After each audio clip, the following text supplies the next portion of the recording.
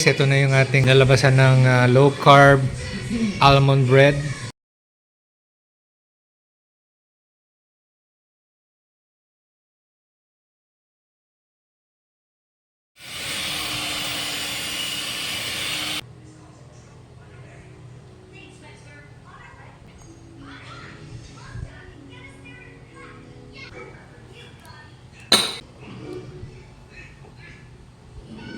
Ito yung ating low carb almond bread.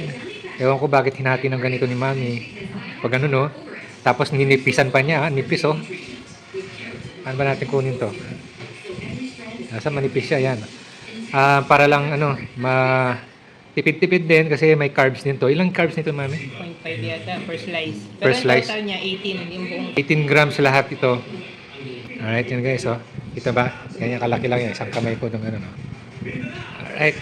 Ang texture niya, huwag niyong hanapin yung ano, parang gardenia. Siyempre, hindi siya ganun. Parang ano siya, wheat, no? Wheat bread. Tapos malambot din naman siya. Kasi may psyllium husk. No? Tapos, moist. Moist din siya dahil, paano mo ginawa ito, man? Moist siya. Kasi yung mga iba kasi nagre-reklamo pati hindi moist, no? Ang ginamit ko kasi hindi butter, coconut oil. Coconut oil. Alright. Ayan guys, yung recipe, lagay ko na lang sa comment.